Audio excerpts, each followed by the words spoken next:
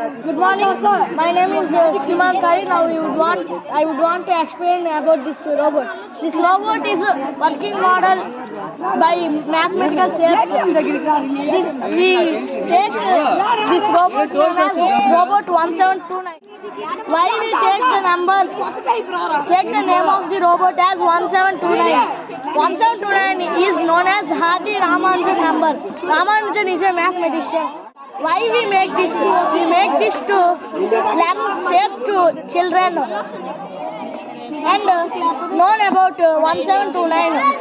Why 1729 is called as a special number, Ramanujan number, because its smallest number expressible as the sum of two different cubes in two different ways.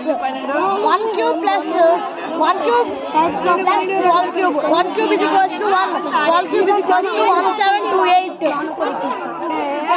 If we add, then we get to 1729. And 9 cube plus 10 cube. 9 cube is 729. 10 cube is 1000. We add, then we get to 1729. Thank you.